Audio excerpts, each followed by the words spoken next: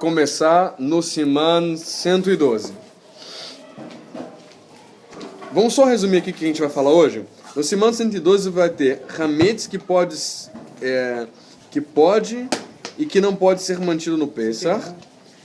Depois a gente vai ter a venda do Hametz. Não, venda do Hametz a gente não vai fazer. Não vai estudar agora.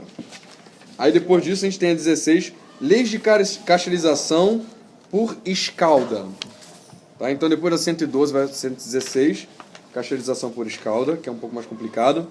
Diversas leis sobre Pesach é 117. E a 119 é o Seder de Pesach. Vamos fazer o seguinte, vamos para 116, para a gente dar uma resumida. 116. Leis de cacherização por escalda. O que é isso? Primeiro alahá. Utensílios de barro e fornos. Utensílios de barro e fornos.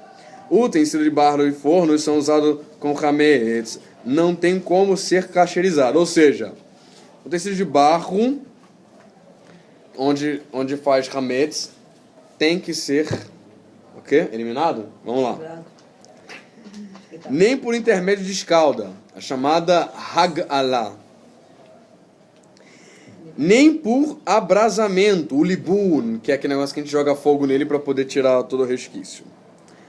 Entretanto, fornos e fogões de pedra ou tijolo podem ser cacherizados por meio de abrasamento, tá? E aí a gente vê no 110, 110 na alahá 1 e 2. Isso aí a gente até já falou sobre isso. É costume não cacherizar o fogareiro usado para qualquer casa no inverno. Portanto, caso queira pôr uma panela de comida de Pesach sobre o fogareiro, é preciso primeiro botar embaixo de uma chapa de metal, para proteger o contato, e colocar a panela sobre a chapa. Isso também é válido para um forno de barro. Alahá número 2, isso aqui. Para quais objetos a hag'alah é útil, é possível cacherizar pelo processo de escalda utensílios de madeira e metal, ou seja, água quente em tudo isso, pedra ou osso. No entanto, caso o utensílio possa danificar-se com água fervente, por exemplo, se tiver uma parte colada, e com água quente ela vai descolar, mesmo que só seja o cabo, a escalda não é efetiva, pois há o receio de a pessoa não vir a escaldá-lo propriamente. Inclusive a gente vai mostrar daqui a pouco um vídeo para vocês, um vídeo israelense, que mostra a escalda quando eles vão tirar as alças da panela. Então eles desaparafusam a alça da panela, solta e a escalda para poder também não correr risco de, nesse buraquinho do parafuso, também ter alguma coisa de hametz. Terceira alahá. Os utensílios devem estar perfeitamente limpos. Antes de fazer a escalda do utensílio, é necessário limpá-los bem e retirar a ferrugem ou similar para deixá-lo totalmente limpo. Por quê? Geralmente ali é acumulado também hametz ali naquilo ali, fica grudado aquilo ali. Então às vezes raspa-se aquilo ali, tira ali todo e qualquer pedacinho lá que fica entre eles e raspa ela antes de fazer a imersão na água quente. É necessário limpá-lo bem e retirar a ferrugem. Limpá-lo e deixá-lo totalmente limpo. Todavia, não é preciso preocupar-se com as manchas, tá? Mancha não é hametz. É preciso limpar bem as fendas, qualquer tipo de buraco, fenda e etc. Se o utensílio for de metal, brasa é colocada nas cavidades para aquecê-lo. E depois de efetuada a escalda, se não for possível limpar corretamente as fendas e fissuras, também não há como abrasar, não é possível cacherizar esse utensílio. Se alguma coisa que não der para abrasar, que leve comida, então não dá para cacherizar. Portanto, é imprescindível verificar bem se é possível escaldar facas com cabo. O melhor é adquirir facas novas para o Pêssar. Exclusivamente para o Pêssar. Uma colher de pau que eu bato o bolo. Aí, depois de Pêssar, eu posso voltar a usar ela? Depois de Pêssar, sim. Tem que limpar, Só que você tem que limpar, guardar e não ver e nem utilizar. Porque se ela toca num frango, imagina se uma colher de pau que usa para fazer bolo. Ela toca no frango e ela não está cacherizada. Ela não tem como, porque a madeira ela absorve. Exatamente. Quem faz comida pro E aí, cachorro? calma aí, vamos chegar lá. E aí, uma pergunta de cada vez. E aí o que acontece? Quando toca essa colher de pau num frango, o frango vira o quê? Hametz. Ah, mas pão não fermenta. Tocou em alguma coisa que tem hametz, fica impurificado, que nem a mesma regra de kasher. Ravena, a gente tem que saber que a regra de kasher é uma regra geral para kashrut, para tudo que é alimentação. Mesmo que na Torá não fale especificamente sobre a toca de hametz em alguma outra coisa que não seja hametz, a mesma lógica tem que ser colocada por tudo quanto é coisa de kasher, que é coisa de alimentação. Porque a regra é de alimentação. Tá? Então a regra não é a mesma para... É a mesma questão também, a mesma lógica do tamê, da impureza. O que acontece com o tamê? Uma coisa que não é pura, encosta com uma coisa pura, o que acontece? Vira impura. Mesma coisa do cadáver, por exemplo. Então a lógica da Torá é uma só. Se uma pessoa ela não tem a lógica da Torá, ela não vai conseguir ter essa ligação com o Pêssar. Então ela vai achar que, não, isso aqui não tem nada a ver. Então ela vai pensar que não está comendo hametz, mas ela está comendo hametz. Ela está comendo um frango que vai falar, que bom, estou comendo um frango que não é hametz. No final das contas, ele é hametz. Entenderam? Porque a Torá não pode ser vista com um capítulo isolado. Tem que ver todo o contexto do assunto que está sendo falado. Se é kasher e ponto. Para tudo quanto é coisa. Tá bom? O fubá é hametz? Fubá é feito com o quê? Milho. Os Ashkenazim, novamente, os Ashkenazim não comem arroz, não comem feijão, não comem milho, não comem nenhum grão nessa época do ano. Isso é até excelente pergunta, muito boa pergunta. Por quê? Na colheita, muitas vezes essas manufaturas elas têm contato entre si, que são grãos, que é mais fácil para eles produzirem. E às vezes a mesma ferramenta vai de uma produção para outra produção. Uma mesma colhedora, que se fala? Coletora, né? Automática ou próprias ferramentas. Então, pode conter hametz. Então, os Ashkenazim, por tradição, não usam grão nenhum. Nem milho, nem nada. Porém, os Sefaradim não receberam essa alahá. E o pessoal que... Calma, deixa eu terminar de responder. Os Sefaradim, embora comam tudo isso, no mês anterior do Pêssar, eles abrem todos os sacos de feijão, de arroz, de milho e tudo que tiver esse tipo de colheita assim, e fazem uma limpeza total em tudo. Por quê? Se tiver hametz ali em Pêssar, vai contaminar, vai virar hametz, então vai ser tudo impuro. Perceberam? Então, é difícil pro Ashkenazim, mas é difícil pro Sefaradim. Mais difícil pro Sefaradim, porque ele vai ter que limpar tudo. Abre todos os sacos de feijão, todos os sacos de arroz, catar tudinho, lavar e guardar, secar para não ficar com água, e aí sim ele vai ser puro. Tá bom? Entenderam aquela questão? Pergunta. Pode continuar a pergunta. Qual a pergunta? Não, é que vão dizer aqueles que preparam a comida dos seus cachorros com fubá. Então, a comida do cachorro é a comida do cachorro. Contanto que gente não consiga comer, não é considerado hametz. Tá? E outra coisa também. Esse é um dos problemas. Se tiver hametz, A ração tem hametz. é hametz. É hametz. Aí... Então por isso que nesse período, por exemplo, a ração do meu cachorro já está acabando. Está acabando mesmo. A gente vai passar a dar comida para eles nesse período. Mas aí no caso ele cozinhando o milho, vamos supor se ele fosse ashkenazim, fosse fazer a comida do cachorro no fogão, não poderia fazer, né? Não poderia fazer, tinha que fazer separado para o cachorro. Entendeu? Os Sefaradim já não tem esse problema. Os Sefaradim podem fazer comida, mas tem que catar o milho, isso aqui, tem que lavar antes de fazer. Por exemplo, até quando for fazer a matzá, não pode passar 18 minutos, o tempo de preparo. Colocou a água, começou a preparar 18 minutos para fazer tudo. Por quê? Porque pode ser pode ser que fermente. Então, para não correr o risco de fermentar, na hora que você vai separar como é que é o nome que se dá? A farinha.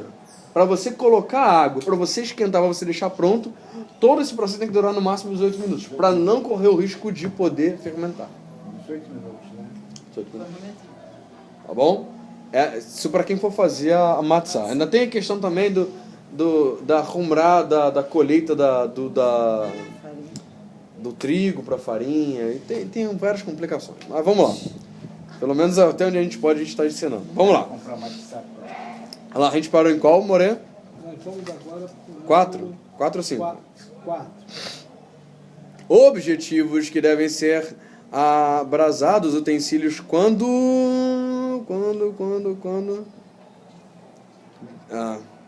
começar de novo. Os objetivos que devem ser abrasados, os objetos que devem ser abrasados, utensílios usados diretamente no fogo, sem água, precisam ser cacheirizados pelo processo de abrasamento. Esses que precisam. Portanto, é necessário abrasar formas e frigideiras que assam hametz. Em princípio, o abrasamento precisa ser forte, a ponto de produzir faíscas no objeto. No caso, hoje em dia, tem aquele negócio maçarico que ajuda muito. Não há como cacheirizar pá de forno de madeira. Sexta, aí que está marcado como seja iniciando, e a gente começa agora a alahá número 5. Utensílios remendados. As seguintes leis se aplicam a utensílios remendados. Caso exista a suspeita de existir um pedaço de hametz debaixo do remendo, é obrigatório, primeiro, abrasar o local da emenda até ter certeza de ter incinerado todo o hametz, que porventura exista ali. Posteriormente é efetuada a escalda, botar na água quente. Caso não haja a suspeita de haver hametz embaixo do remendo, e o remendo foi utilizado antes de usar o utensílio do hametz, é permitido unicamente efetuar o simples processo da escalda. A maioria são assim. Nós consideramos que o hametz absorvido através do seu uso normal será expelido com a escalda. No entanto, se o hametz tiver sido servido no utensílio antes dele ser remendado, a escalda unicamente não é eficaz. É preciso primeiro colocar brasa sobre o local do remendo para incinerá-lo. Contudo, se tiver colocado o remendo com fundição de estanho, prata ou similar, a escalda pode ser executada da maneira mais simples, pois o hametz supostamente absolvido certamente foi incinerado com a fundição. Sexta alahá, pilão usado com alimentos de gosto forte. Pilão usado para triturar hametz, junto com substâncias de sabor pungente, pimenta, etc., precisa ser cacheirizado com abrasamento leve, ou seja, ele é enchido com brasa ardente para que venha a aquecer a ponto de queimar uma palha, que se enche na parede externa do pilão. Quando o pilão só é usado para triturar pimenta ou similar, é suficiente o processo da escalda. Sétima alahá. Recipientes de bebidas alcoólicas, o sabor e o odor de uma bebida alcoólica, que são hametz, no caso, acho que cerveja, acho que... como outra? Whisky também? Whisky de quê? Malte? É malte. Então, vamos ver. Fica desse lado, né? Isso, vamos lá. Armazenada por longo período em vasilha, não são expelidos das vasilhas somente com a escalda, a menos que se misture a cinza à água escalde a vasilha por tempo suficiente para eliminar todo o odor. Então, cuidado com as garrafas. Eu acho que o uísque é de cana, não? Não, Acho que não. é malte. É malte. É. Vamos lá. É amarelo. Álcool. Apenas após esse processo é possível realizar a escalda. Oitava Lahá. Hagdalah é de um barril.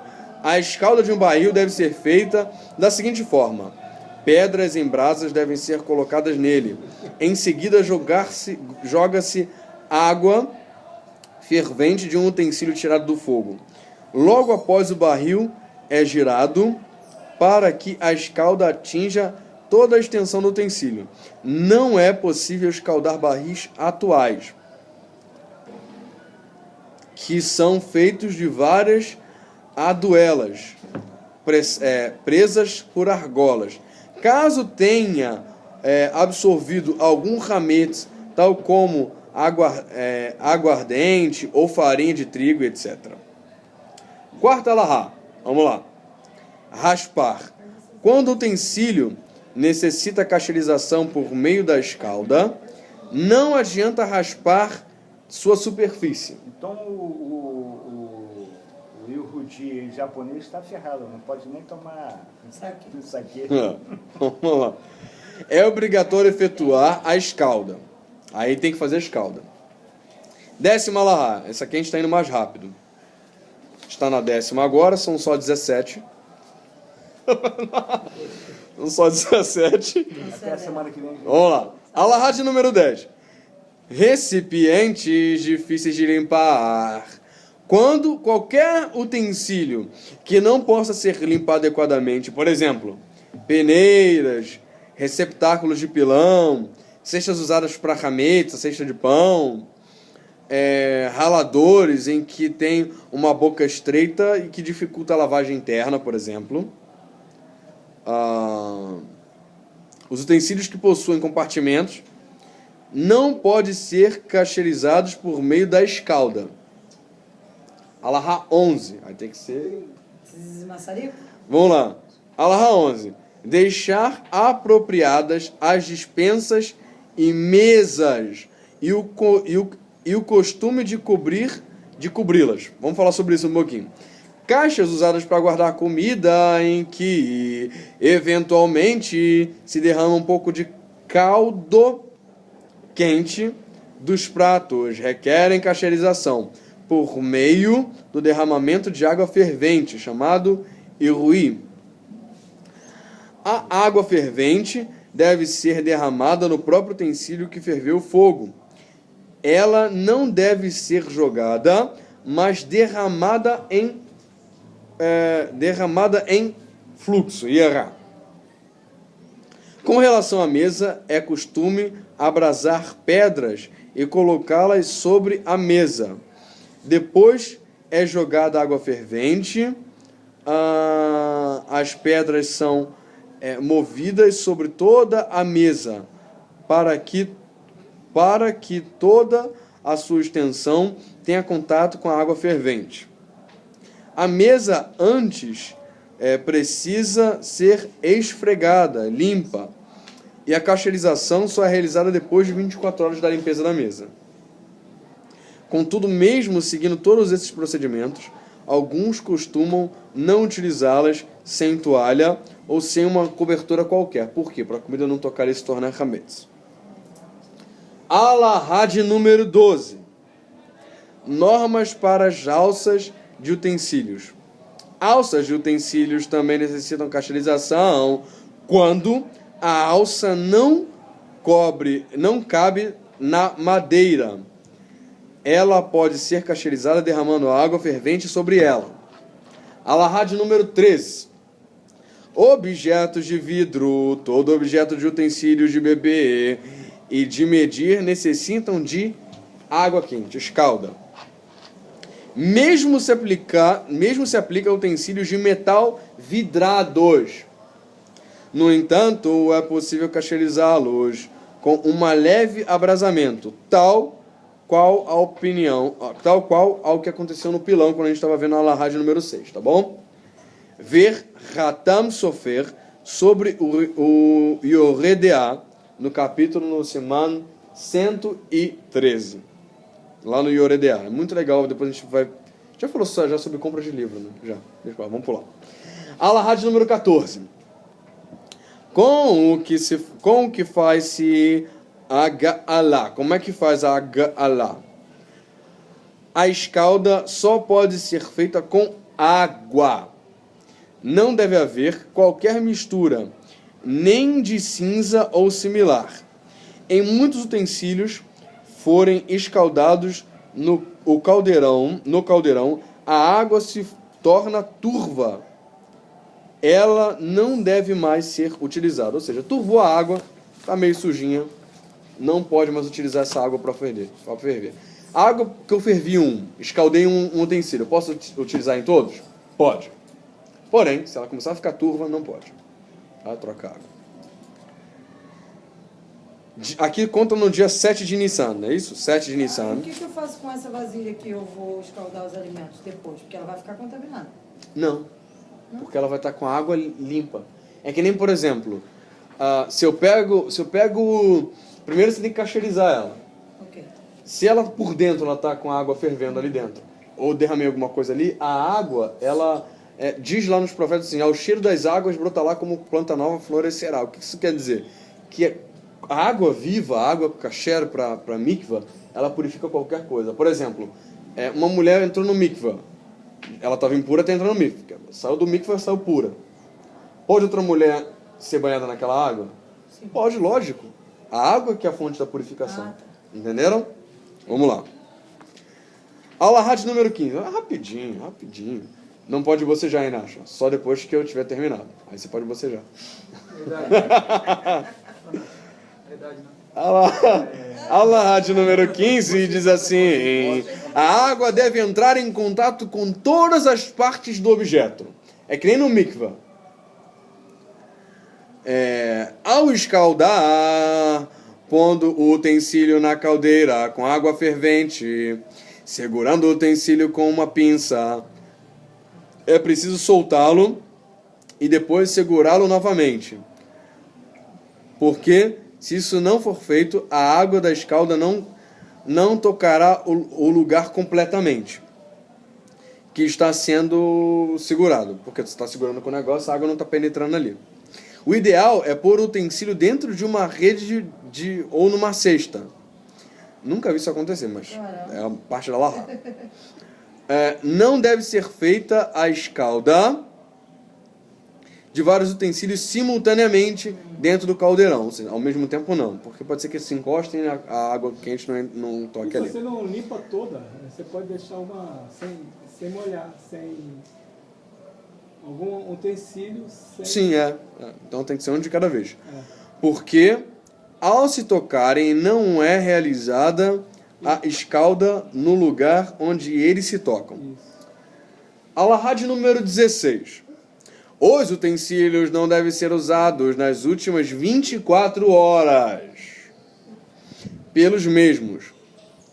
Não deve ser feita a escalda do utensílio ben yomo, ou seja, que tenha cozinhado hametz nas últimas 24 horas. Similarmente, o caldeirão onde os utensílios são cacherizados também não deve ter sido usado para cozinhar hametz nas últimas 24 horas. É bom até comprar um novo, né? É o ideal. É preciso atentar para que a água esteja fervendo ao colocar o utensílio no caldeirão. Ou seja, ela não pode estar quente, ela tem que estar fervendo no momento.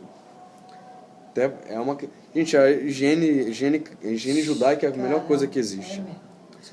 Para a cacherização, o caldeirão é preciso enchê-lo, deixá-lo ferver e jogar dentro pedras em brasas para borbulhar água fervente. Hoje em dia não precisa disso, tá, Gabriel? Porque hoje em dia tem a questão elétrica.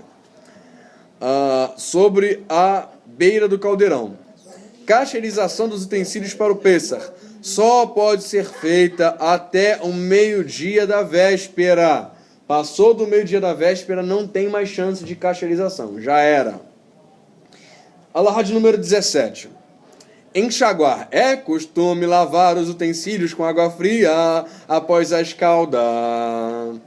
Bom, depois escaldou, depois pode lavar com água fria. Ó. Tem muitos lugares que a gente vai mostrar como é que é o processo técnico, já que vocês daqui a pouco vão ser rabanim, que vocês vão fazer isso.